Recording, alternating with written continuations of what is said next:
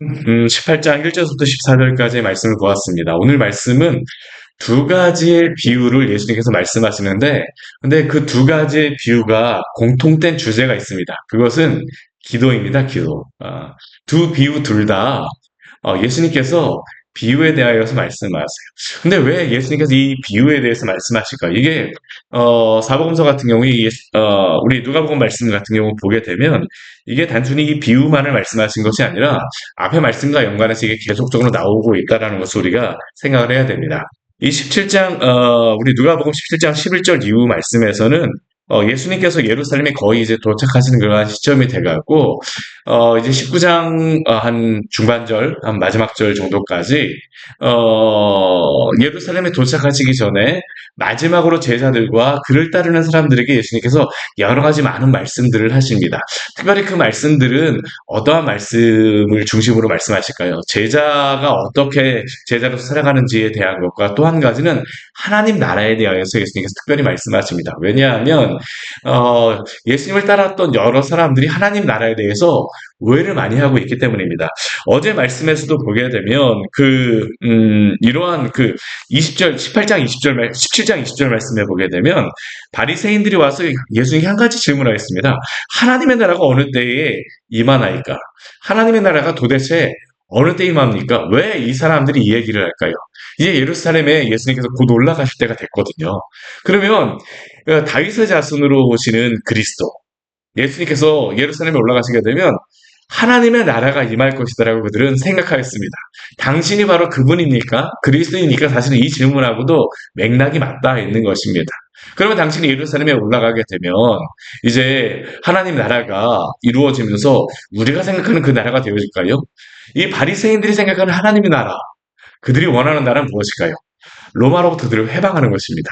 이것은 예수님 빼고는 대부분 다 모든 사람들이 다 이것을 원하겠습니다. 제자들조차도 누가 크냐를 가지고 싸웠던 이유는 하나님의 나라가 이 땅에 임하는 나라, 로마를 무너뜨리고 예수 그리스도를 중심으로 해서 정치적이며 경제적으로 부강한 초강대국을 이루는 그 나라를 이 사람들은 철석까지 믿고 있는 겁니다. 이 바리새인들도 그것을 기대하고 있어요. 근데 예수님께서 그 뒤에서 이제 말씀하시는 것이 무엇이냐면 주님의 하나님 나라는 그렇게 임하지 않는다라고 말씀하세요.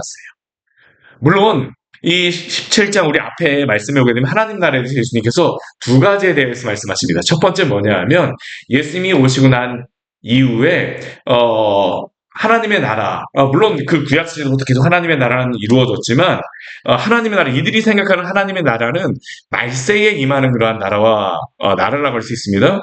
예수 그리스도가 재림 때에 오셔서 온 세상을 다스리시는, 그때는 뭐 다른 나라는 없죠. 오직 하나님의 나라만 이루어질 것입니다. 그러나 예수 그리스도가 이 땅에 오시고 나서 재림 때까지 이루어질 하나님의 나라는 교회를 통해서 하나님께서 이루어 가실 것입니다. 예수 그리스도가 십자가에 죽으시고 부활하심으로 말미암아 새로운 그런 하나님의 나라의 백성들이 생겨나는 것 아닙니까? 구원 백성들, 우리가 그 예수 그리스도를 믿음으로 말미암아 구원받는 그런 백성들이 생겨나게 될 것입니다. 예수님께서도 이 말씀에 보게 되면 분명히 예수님께서 뭐라고 말씀하시냐면요, 너희가 그 원하는 그러한 나라가 바로 임하는 것이 아니라 그 전에 보게 되면 인자가 반드시 먼저 십자가에 달려서 죽어야 되리라는 것을 예수님께서 말씀하여 주셨습니다. 그것들이 먼저 임하는 것이 아니라 예수가 먼저 예수님께서 이 땅에 오셔서 인자가 고난을 받는 것이 먼저 있어야 된다라고 이야기합니다. 우리 앞에 25절 말씀에 그것을 말씀하고 있거든요. 그가 먼저 많은 고난을 받으며 이 시대에게 버림바 되어야 할지니라. 예수님께서 고난을 받으시고 난 다음에 재림할 때까지 그러면 어떠한 때일까요? 이때가 바로 말세입니다. 말세예요. 예수님이 초림하시고 난 다음에 재림할 때는 말세를 살아가게 됩니다. 그리고 이 말세를 사는 하나님의 나라의 백성들, 교회를 통하여 살아가는 하나님의 백성들, 그 백성들은 그러면 어떻게 살아가야 되겠습니까? 오늘 누가복음 18장 말씀에서 말씀하시는 것이 바로 그것입니다. 하나님의 백성들, 예수 그리스도가 재림하시기 전까지 어떻게 살아야 되겠습니까? 여전히 고난도 있고 여전히 어려운 점들도 있는데 어떻게 살아야 될까요? 오늘 누가복음 18장 말씀을 통해서 예수님께서 말씀하시는 것은 기도하라입니다. 기도하라. 그것도 그냥 기도하라가 아닙니다. 18장 1절 말씀해 보게 되면 예수님께서 이렇게 말씀하시죠.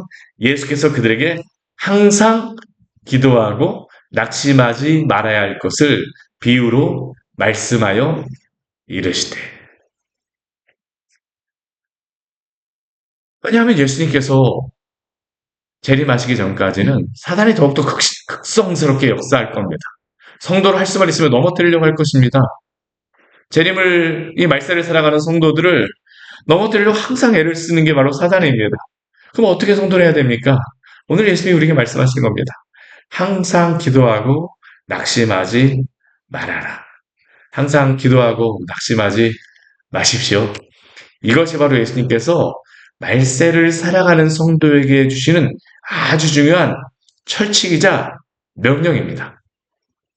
그리고 그 다음에 말씀하시는 게 바로 불의한 재판관의 비유입니다. 불의한 재판관의 비유는 우리가 잘 아는 그런 비유죠. 이 불의한 재판관을 왜 불의한 재판관이라고 이야기합니까? 우리 2절 말씀에 보게 되면 어떤 도시 하나님을 두려워하지 않고 사람을 무시하는 한 재판장이 있습니다. 하나님을 경외하지도 않고 사람을 무시합니다. 그럼 이 사람은 어떤 사람입니까? 나만 잘났다라고 하는 사람 아닙니까? 뭐 어려운 사람이 와서 도와주게 되면 자기 마음대로 재판하는 겁니다. 내가 편한 대로. 뭐 사람들 불쌍히 여기지 않습니다. 하나님을 두려워하지 않기 때문에 불의도 행할 수가 있는 사람이죠. 근데 이 사람에게 와서 한 과부가 요청합니다. 이 한 과부는 왜 예수님께서 말씀하실까요? 이 시대 여인은 사실 어떠한 권리들이 없습니다. 오늘날 같은 경우는 투표를 할 수 있는 권리도 있고 참정권도 있지만 이 시대는 뭐 투표할 수도 없습니다. 여인이라고 하게 되면 자신의 권리를 제대로 행사할 수가 없어요. 더군다나 과부라고 하게 되면 가장 불쌍한 그러한 위치에 있는 사람이 바로 이 과부들입니다. 근데 그 과부가 와서 이 재판관에게 이야기합니다.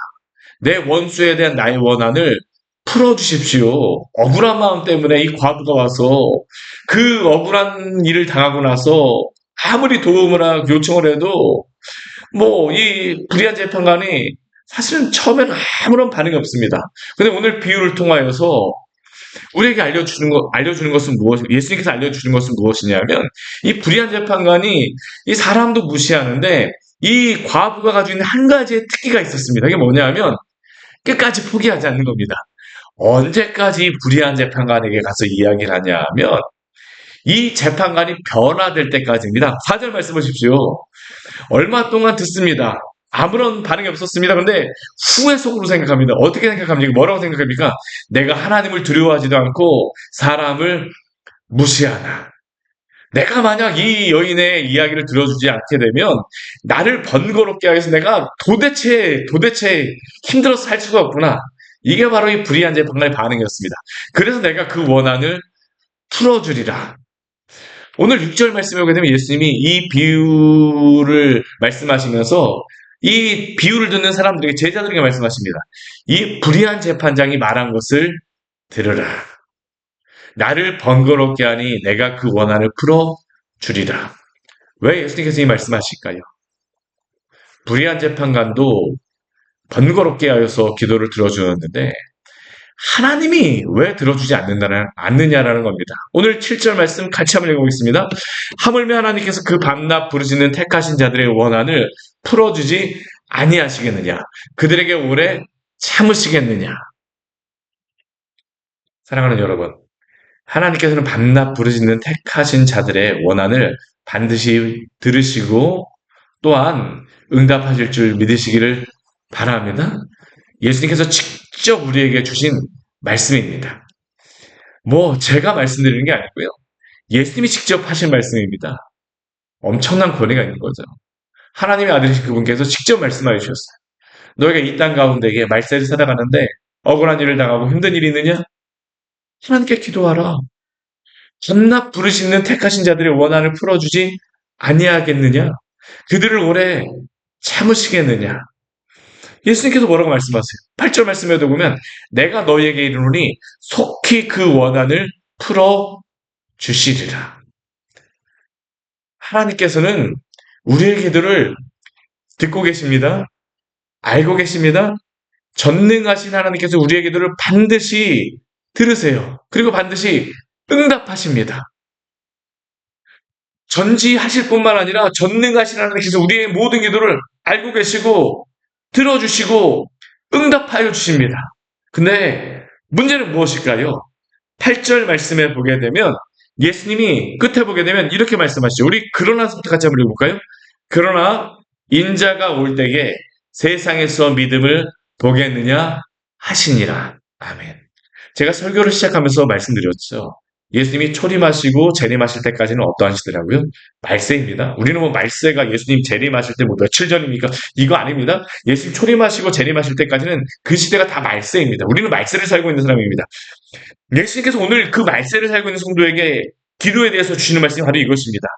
그러나 인자가 올 때에, 마지막 그 재림 때에 세상에서 믿음을 보게 했느냐. 이 믿음은 무엇일까요? 기도하는 믿음입니다. 기도하는 믿음입니다.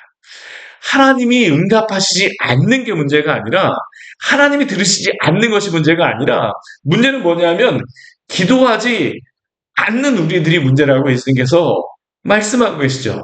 그래서 예수님께서 뭐라고 말씀하십니까?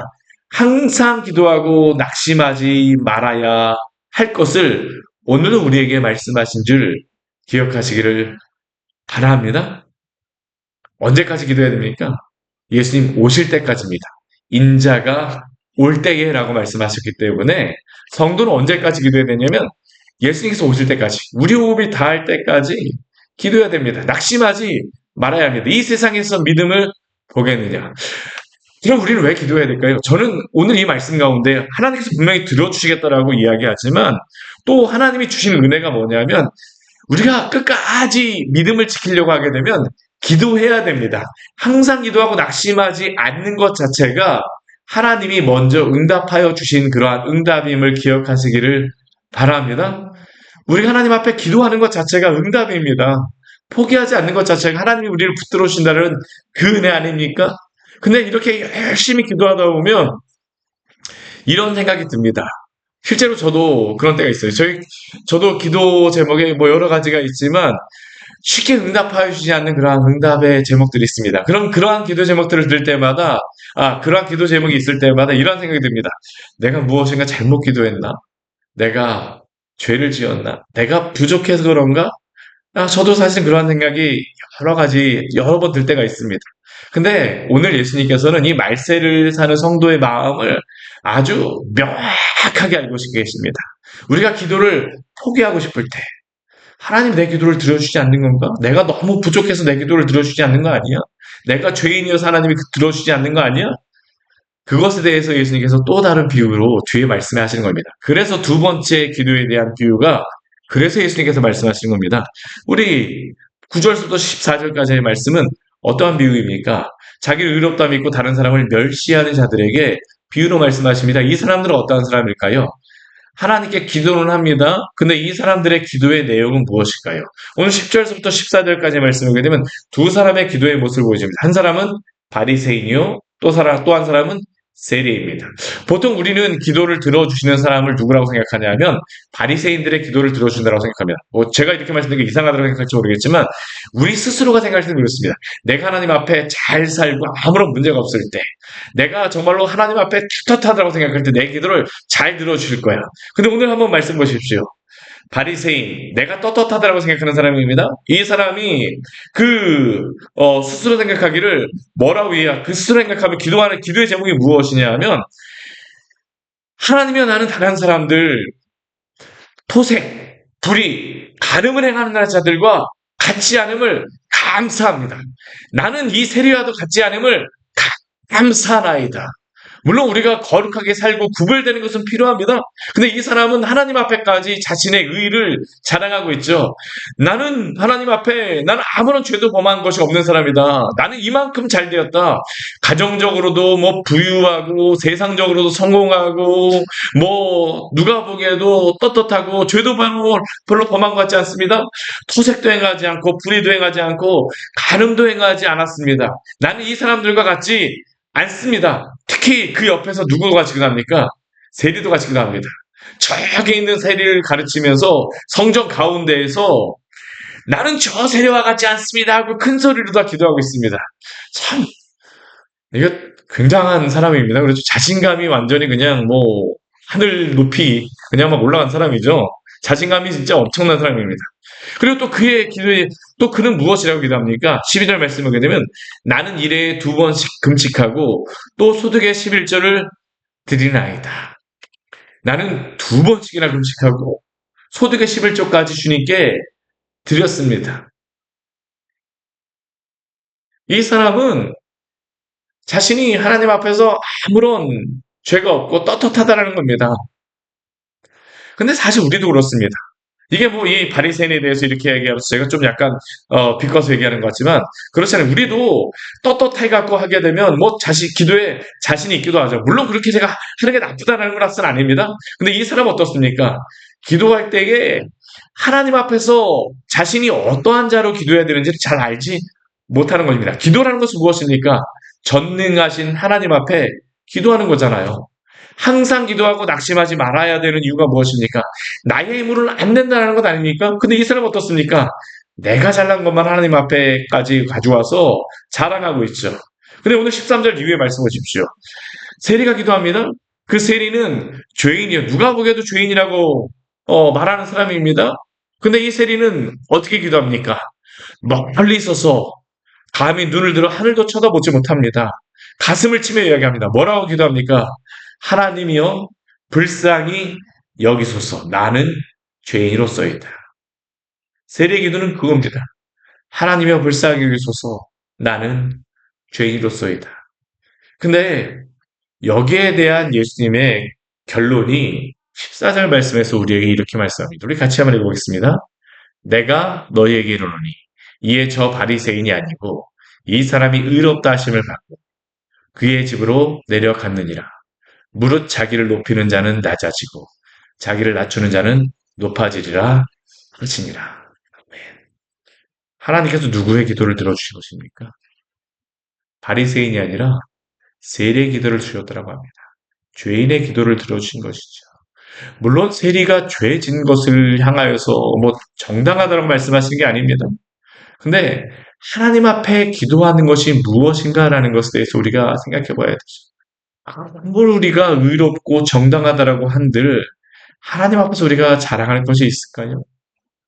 우리의 자랑을 위하여서 무엇을 한다라고 하게 되면 그것이 정말로 하나님께 영광이 되는 것이겠습니까? 우리가 하나님 앞에 나와서 기도하는 그러한 모습은 오늘도 겸손한 마음으로 주 앞에 나아가시기를 바랍니다. 자기를 높이는 자는 낮아지고 자기를 낮추는 자는 높아지게 하겠다라고 예수님께서 말씀하십니다. 우리가 연약하면 연약할수록 더욱더 기도하십시오.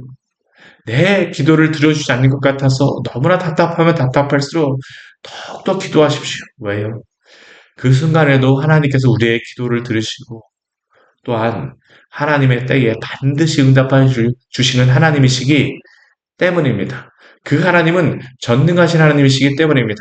하나님이 우리의 기도를 들어주시는 것은 우리가 어떠하기 때문이 아니라 하나님이 의로우시기 때문에 죄인인 우리의 기도를 들으시고 응답하시는 것입니다. 그렇게 오늘도 주님 앞에 겸손한 마음으로 주님 아니면 안 됩니다. 주여 나를 도우소서. 주여 우리의 가정을 도우소서. 주여 우리의 교회를 도우소서. 주여 이 나라를 불쌍히 여기시고 속히 주님 당신의 교회를 부흥케 하여 주시고 이 나라를 변화시켜 주시옵소서. 주님께 우리 기도하며 나아가도록 하겠습니다. 같이 기도하시겠습니다. 하나님 아버지 오늘 말씀을 통하여서 우리에게 귀한 은혜를 주시니 감사를 드립니다. 항상 기도하고 낙심하지 말아야 할 것을 오늘 우리에게 알려주셔서 감사합니다. 말세를 사는 성도에게 다른 것이 아니라 항상 낙심하고 기도하지 말라라고 말씀하신 주님의 이 말씀이 얼마나 귀중한지요.